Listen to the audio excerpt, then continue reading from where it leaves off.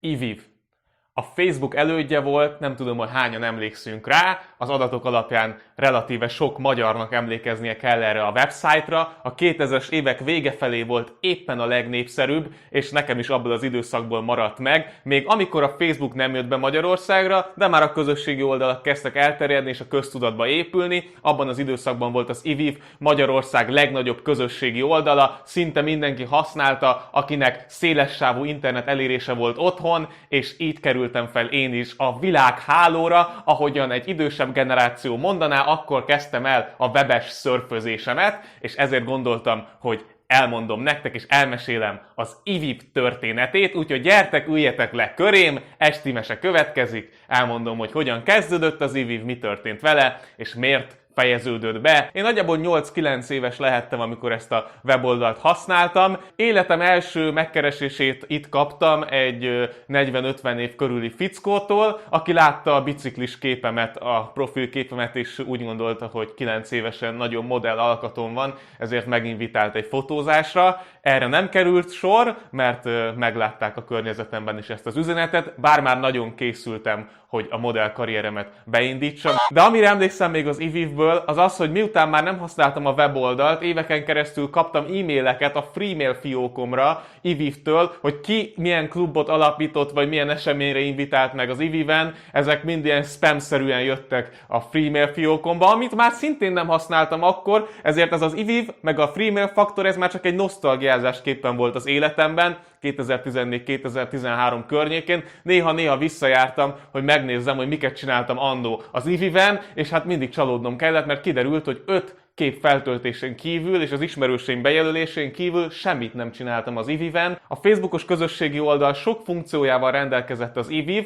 Voltak egyébként különbségei, mint például az, hogy csak meghívásos alapon lehetett regisztrálni az IWIW-re. Ez a meghívásos rendszer a későbbiekben kiderült, hogy nem nagyon válik be, hiszen a szerverek nem tudták a népszerűséggel tartani a tempót, így a meghívásos rendszer többször szüneteltetniük kellett a 2000-es évek vége felé 2007 környékén. Utána szép lassan korlátozásokat vezettek be, tehát nem volt teljes meghívás szünet, és jöhettek új regisztrálók, viszont mindenki csak egy meghívót kapott eleinte, majd amikor a szervereket sikerült fejleszteniük, és lépést tartaniuk az IWIW fejlesztőinek azzal a mennyiségű emberrel, akik regisztrálni szerettek volna, akkor újra limitálatlan meghívó számot tudtak adni a felhasználóknak. Viszont visszatérve, mi az IWIW története? Hogyan kezdődött? 2002. április 14-én indították a szolgáltatást, akkor még WIW néven, és felmerülhet a kérdés, hogy mit is jelent ez.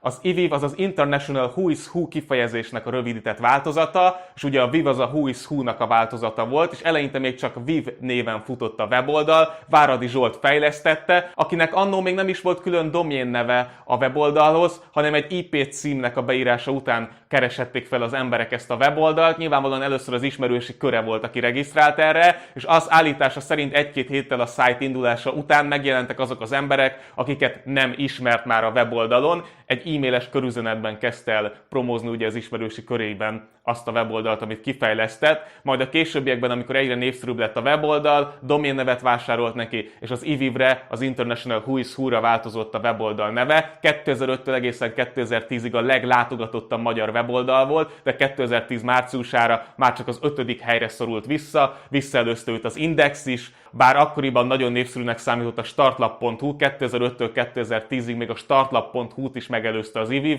pedig a startlap.hu volt a legtöbb embernek akkoriban a kezdő oldala az internetes böngészőiben. Úgyhogy ez egy kifejezetten nagy eredmény volt, és nagyon szerették a hirdetők is a szájtot, mert relatíve sok időt töltöttek az emberek az IWIW-en, és bár sosem volt annyira jövedelmező vállalkozás, mint amennyire szánták, a reklámozási formákat is egy kicsit forradalmian fogták föl, és megpróbálkoztak olyan típusú reklámok elhelyezésével, ami addig nem volt annyira megszokott az interneten. Az IWIW volt az úttörője annak Magyarországon, hogy emberek saját nevükkel regisztráljanak weboldalakra. Ez egy kifejezetten nagy mérföldkő volt, ugyanis elterjedt az a nézet valamilyen szintű propaganda nyomán, hogy az internetre, hogyha megadod a személyes adataidat, azzal biztosan vissza fognak élni. Így az internetes megrendelések, az internetes házhozszállítás, vagy az internetes bármilyen típusú termék megvásárlás, vagy bármilyen valós adatokhoz köthető regisztráció addig nem volt felkapva Magyarországon. Fórumszerűen nick neveket találtak ki az emberek, és így regisztráltak oldalakra, ugye jelszó felhasználónév megadása után, és nem fedték föl azt, hogy kik ők valójában. Az IWIW forradalmasította meg itthon azt, hogy saját névvel regisztráljunk, saját adatokat, valós adatokat adjunk meg egy szájton. 2005. október 10-től lett IWIW A neve a WIW-nek, ott volt a névváltoztatás. Itt valamilyen szintű arculatváltozás következett be az egész cégnél, tehát ami a WIW-et már akkor vitte. Bár eleinte közösségi finanszírozásra is megpróbálkoztak, így már cégként üzemelt az IWIW mögött működő csapat, többen még önkéntes alapon programoztak egy-két alkalommal, vagy barterüzleteket bonyolítottak le, hogy működhessen a szájt egyáltalán, és megpróbálkoztak azzal is, hogy a közösségben, az IWIW-es közösségen belül gyűjtsenek egy nagyobb szerverre, egy jobb minőségű szerverre, ami 1 millió forintba került volna, végül 120 000 forint jött össze, ami akkoriban jelentős mennyiségű pénz volt az internetes adománygyűjtések tekintetében. Bár utólag Váradi Zsolt is egy kicsit megkérdőjelezi akkori döntését, hogy közösségi finanszírozásból próbálta az oldalt üzemeltetni, mondván, hogy akkor már egy üzleti alapon működő Kft. Volt, egy üzleti alapon működő cég volt, és nem pedig egy non-profit szervezet, így inkább azokat a módokat kellett volna megtalálni, hogyan lehet pénzt csinálni belőle. Így 2005. október 10-én, amikor névváltoztatás történt az IWIW-en, akkoriban megváltoztatták a feltételeit is az oldalnak, így kikerült az a rész, hogy reklámmentes marad a weboldal, és bekerült az, hogy reklámokat helyeznek el a weboldalra. 2005. októberéig nem voltak reklámok az IWIW-en, onnantól kezdve viszont reklám elhelyezésre alkalmassá vált a weboldal. Viszont 2006-ban felvásárolta az IWIW-et a Magyar Telekom enyerté, és ebben az időszakban próbálkoztak meg az internacionális növekedéssel. Nyilvánvalóan a névváltásnak is ez volt az egyik oka, hogy IWIW-re változott a WIW-ről, mert International Who is Who lett onnantól a neve az oldalnak. Ez kudarcba fulladt, most már tudjuk, az IWIW nem lett máshol felkapott, ennek egyébként több hátráltató tényezője is volt. Az egyik az, hogyha magyar anyanyelvű weboldalként kezdesz el egy weboldalt, Magyarországról sokkal nehezebb terjeszkedni, főleg, hogyha a szerverek nem bírják tartani már a magyar emberekkel sem a tempót, akik regisztrálnak, mint amennyire mondjuk a Szilícium völgyben könnyebb volt terjeszkedni, vagy az Amerikai Egyesült Államokban befektetőt találni, szerverparkot találni, fejlesztőket találni, programozókat találni, sokkal nehezebb és hátrányosabb helyzetből indul egy magyar vállalkozó ilyen tekintetben. A Ustreamnek is valamilyen szinten ez volt az egyik hátráltató tényezője, az egyik első élő közvetítéseket szolgáló weboldalnak, ami szintén magyar fejlesztésű volt. Szóval 2006-ban felvásárolta az IWIW-et, ami akkora már a legnépszerűbb weboldal volt Magyarországon, a magyar interneten, a Magyar Telekom érdekeltségébe tartozó Origo média és kommunikációs szolgáltató ZRT, ami nyilvánvalóan az Origo nevű weboldalt is üzemeltette, és Szabó Márton lett onnantól kezdve az ügyvezető igazgatója az IWIW-nek, aki utólag egy interjúban elmagyarázta, hogy szerinte mi történhetett és mi lehetett az IWIW egyik nagy veszte. A növekedés a szemmel látható volt, eleinte Váradi Zsolt egy 486-os PC-n futtatta a szervert, amiről ment az egész IWIW, és már 2002. decemberére 16 000 regisztrálója volt az oldalnak, 2006-ra már 100 000 regisztrálója volt, és onnantól kezdődött csak a felívelés igazán, ugyanis a felvásárlást követően 2008-ra már a 4 millió felhasználóval is büszkélkedhetett a weboldal, és ez a szám hatalmas volt a magyar piacon, főleg az akkori helyzetben, hiszen a magyar lakosság nagy százalékának akkoriban még nem volt szélessávú internetes sem, és ezt így tudta elérni az IWIW. A 2005. októberi újításoknak az egyik eleme volt az is, hogy több mint 10 nyelven vált elérhetővé az IWIW.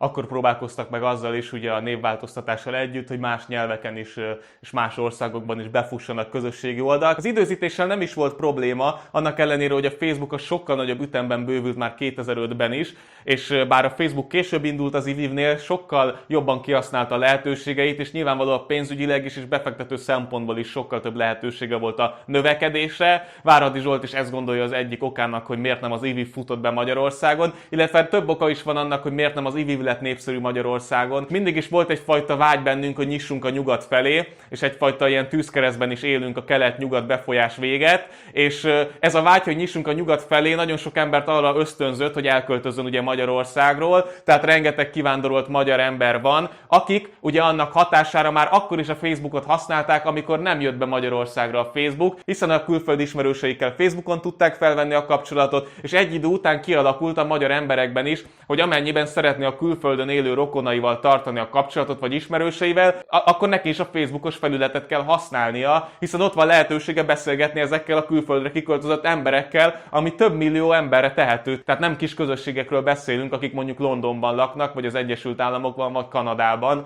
hanem kifejezetten nagy magyar közösségekről. Így a magyar embereknek, akik Magyarországon éltek, lényegében egyfajta vágy is volt amögött, hogy miért váltottak a Facebookra. Nyilván ez a nyugathoz tartozás, az, hogy a kívülről jövő folyamatos fejlesztések és újítások bejöjjenek Magyarországra. Ez mindig is vonzotta a magyar embereket a rendszerváltás után, illetve az is, hogy ezt a felületet használták azok, akik a külföldiekkel felszerették volna venni a kapcsolatot, akik a külföldhöz szerettek volna kötődni valamilyen szinten. Ezért lehet az, hogy egy kicsit ez a nyugatosodás irányába ment el, és inkább a Facebookot választottuk, hiszen túl kicsi a magyar piac. Bármilyen más nemzetiségű emberrel szeretnéd fölvenni a kapcsolatot egy közösségi oldalon, ezt nem tetted volna meg az IWIW-en, ahogyan számtalan más dolgot sem tehettél volna meg az IWIW-en, pont az ilyen megkötöttségek miatt, mint például a piac, meg az, hogy viszonylag kis nemzet vagyunk a világban, és ezáltal nem volt működőképes egy saját közösségi oldal. Kínában működik saját közösségi oldal, hiszen egy hatalmas piacról beszélünk, hatalmas embermennyiséggel, talán az egyik legnagyobb embermennyiség, ami ugye Ázsián belül, de az egész világon is van. Oroszország szintén egy ilyen viszonylag zártabb társadalom, de olyan szempontból itt is több százmillió emberről beszélünk, akik beszélik az orosz nyelvet. A VK lett felkapottabb, mint például Ukrajna, ott is többen használják a VK-t, vagy például Litvánia, Lettország vagy Észtország. Tehát itt valamilyen szintű szakadás következett be, és Magyarország a Facebook felé tolódott. Most már van egyébként a VK-nak is magyar nyelvű változata, de hát nyilvánvalóan senki nincsen már abban a helyzetben, hogy a VK-t válassza a Facebook helyett. Úgyhogy én azt gondolom, hogy az IWIW egyik bukásának ez állat a hátterében, hogy nagyon-nagyon kötött a piac, és mivel a külföldiek nem kezdték el használni az IWIW-et, így a magyarok kezdték el használni a Facebookot, ami sokkal jobban fejlődött, és már magyar nyelvű változata 2008 óta elérhető volt. Tehát a Facebook esetében nem is feltétlenül az volt a mérvadó, hogy a funkciók tekintetében, vagy pedig kinézetileg, vagy bárhogyan is sokkal imponálóbb lett volna, mint a többi közösségi oldal. Egyszerűen csak elérték azt az érzést az embereknél, hogy a Facebookot legyen menő használni, a Facebookkal tudnak összeköttetésbe kerülni a szeretteikkel, vagy a rokonokkal, akik külföldön élnek, tehát érdemes legyen inkább a Facebook rendszerét használni, mondjuk egy MySpace helyett, ami inkább az előadók és a zenészek körében volt felkapott, bár nyilvánvalóan a 2000-es évek elején akkoriban még lehetetlennek tűnt, hogy a MySpace-nél lesz népszerűbb weboldal, ahogyan most lehetetlennek tűnik, hogy lesz mondjuk a YouTube-nál népszerűbb videó megosztó. Amikor az IWIW éppen a fénykorát élte a 2010-es évek elején, tehát így 2008-tól 2011-ig, akkor Magyarországon is lehetetlennek tűnt, hogy valami felváltja az IWIW helyét. Akkoriban a média rengeteget foglalkozott az IWIW-vel, és lényegében aki valamit szeretett volna az interneten, aki szerette volna úgy érezni, hogy a magyar internet része, ezt így mondom, tudom, hogy hülyén hangzik, az regisztrálva volt az IWIW-re. 2013-2014 környékére az, hogy valaki regisztrálva volt az IWIW-re, egyet jelentett azzal, hogy 50 év fölötti, és nem tartja a trendeket, nem tartja a lépést az internet változásaival, és lényegében elhalt az oldal, a Facebook elvette előle a felhasználókat, ahogyan ez sok másik közösségi oldallal is történt szerte a világban. De visszatérve az IWIW-re, tényleg egy hatalmas siker volt Magyarországon. A végére, amikor elérte a csúcsot 2011-re, 4,7 millió felhasználó volt regisztrálva, ami nagyon nagy szám, tekintve a magyar lakosságot, és azt, hogy lényegében csak magyar nyelvű emberek használták, bár tény, hogy volt más nyelven is elérhető, de sehol nem vált felkapottá máshol a világon, csak Magyarországon, és nyilvánvalóan azokon a területeken, ahol a magyar anyanyelvű emberek élnek, tehát mondjuk a Magyarországgal szomszédos országokban. Viszont ennek ellenére is 4,7 millió regisztrálója volt az oldalnak, amikor a csúcspontra ért, és nyilvánvalóan ezt nem tudhatjuk, hogy ebből mennyi volt hiteles és valós felhasználó, és mennyi volt mondjuk reklámcélú felhasználó, ugyanis az IWIW-en elterjedté vált az a reklámozási módszer, hogy profilokat hoztak létre egy-egy termék nevében, akik reklámozták utána privát üzenetekben az oldalt. Tehát az IWIW nem tudott lépést tartani a nemzetközi mezőnnyel, és 2014. május 15-én bejelentette az IWIW csapata hivatalosan is, hogy lezárják a szolgáltatást, és 2014. június 30-án a szolgáltatás megszűnt, és bár ki lehetett kérni ugye az emlékeket, az adatokat az IWIW-től, ugyanúgy, ahogyan ez a Google Plus esetében is történt, Mégis a megszűnését követően rengetegen még a megszűnés előtt a regisztrációjukat törölték az oldalról, így a végére már csak 4,5 millió regisztrálója volt a weboldalnak, az IWIW-nek. Az utolsó napokban egy picit felment az érdeklődés az oldallal kapcsolatban, és több aktív felhasználója volt, mint az előző időszakban, de így is az utolsó nap csak minimális számú új regisztráló jött az oldalra, és egyébként miért jött volna új regisztráló, de ezeken felül az aktivitás sem volt túl nagy. Ez lett volna az IWIW története, és akkor én is megkérdezhetném azt, amit az IWIW készítői megkérdeztek az utolsó időszakban. Nektek mi a kedvenc élményetek az IWIW-vel kapcsolatban, de nem teszem meg, erre ott van a komment szekció.